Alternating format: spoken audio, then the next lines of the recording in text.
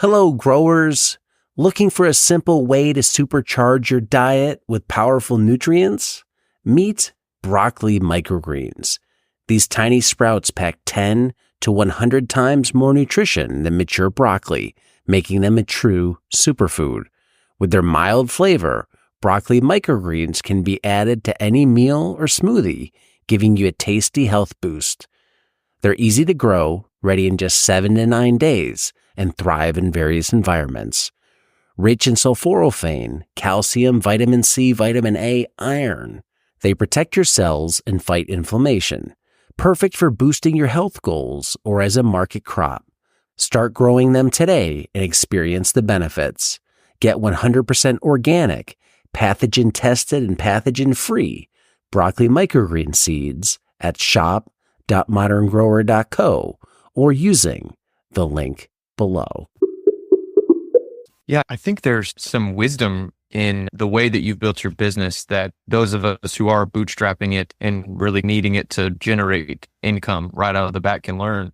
What are the things that really are worth the investment? Like you said, what's the highest priority? What's the biggest bang for your buck? And you've mentioned three things that are very much in the front of my mind, which is high tunnels, irrigation, and then you transitioning to buying in your transplants. We have one 50-foot tunnel. I can do 3 market garden beds inside of there. Everything's on drip, mostly just because I just happened to be collecting stuff over the years and I've just rigged it together to work. And I found a farm very close by that I've recently discovered actually does a certified organic farm that does sell transplants to farmers.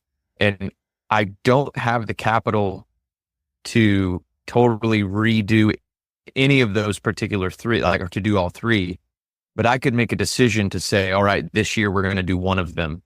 And just curious from your perspective of being able to invest your money and kind of see which are the biggest bang for your bucks. What are some of those things for an up and coming farmer who might be strapped for cash?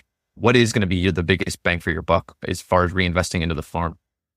I would say in terms of capital infrastructure, then polytunnels, hoop houses. I think the more you can move towards the controlled environment, better, the more consistent produce will come out of it. And I really learned this. I worked a lot in my day job as a business analyst and worked a lot on business processes. And it's like garbage in, garbage out, good stuff in, good process, good stuff out. Building a vertical farm, indoor vertical farm business, again, puts you in a controlled environment. Doesn't mean you can't get fruit flies and molds and stuff can go wrong. But if you get the process right in the environment, what you put in, you have inputs, you have a controlled process, you will get defined outputs. So the more you can move towards a controlled environment, the long-term consistency of your outputs will improve. Plus it means you can grow for longer seasons, which has got to be a good thing. You're getting more produce over time. So if that would be number 1, and the 2, you may be very lucky, it would be investing in your soil, the health of your soil. Yeah, just getting as much organic matter. We keep it really simple. Honestly, we don't even do pH tests on the soil. We just try and get organic matter into it. It's heavy clay. There's lots of worms in it, which is fantastic. We think if there's lots of worms in it, that's good enough for stuff to grow in. We could start doing all sorts of fancy soil tests and stuff, but we're spending a lot of money and a lot of time for something that was going to deliver marginal benefit. When we've grown a good crop, we want to get that last 5%. Maybe that's our feeling at the moment, is that would be the time to do that kind of stuff. So yeah, hoop houses and soil. Interestingly, we haven't invested heavily in irrigation. We didn't have mains water for the first year. We had to bring jerry cans of water up from home in the back of the Prius, which was a real ball ache. Sarah had early in the season broken her arm and was out of action for 3 months. Yeah. So we did get mains water. We got a pipe from there, but we just eventually decided to take it to a standpipe and run a hose pipe, like long domestic hose pipes off that with a lance at the end, because it would take me several weeks to do the irrigation. I just haven't got low enough down on the list of jobs I have to do today. It's something I really want to do. It's important, but it's not urgent. And it's got to be important and urgent for me to do it, because we just don't have enough time. And the benefit is that because I trail the hose pipe through the polytunnels and the outdoor beds, we look at the plants every day.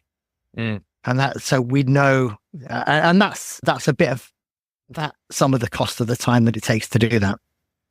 Yeah. No, I definitely agree. I think even just in the almost a year since we've been on this property, because we also signed a 3-year lease in September on our property. So very much in the same boat in a lot of ways. But I would say definitely like season extension or season modification is I've definitely seen it being a huge return on investment. Things like shade cloth, the germination netting, the germination cloth, frost protection, those sort of things. There's a lot of bells and whistles and a lot of things that claim to save you time, save you money, make things easier. And I would say by far, from the limited experience that I have, that it's like season extension and season modification is definitely worth the investment. So much so that it's like, maybe I've even considered taking the existing infrastructure, like our hoops, and even just doing some like low cat, single bed, double bed, just to eke out a little bit of extra protection, as opposed to I can get another roll of fabric and some more hoops for a fraction of what it would cost me to buy a new 100-foot Caterpillar tunnel. But whatever it is, I definitely agree with you that season extension is probably the biggest priority of investing in the farm. Hello, growers.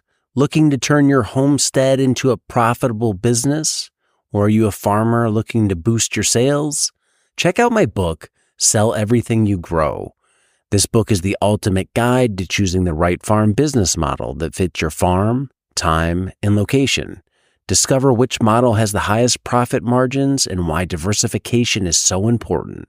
Whether you're selling apples, vegetables, or microgreens, Sell Everything You Grow will help you find your first market or expand into new ones. Get Sell Everything You Grow on Amazon and start selling more today.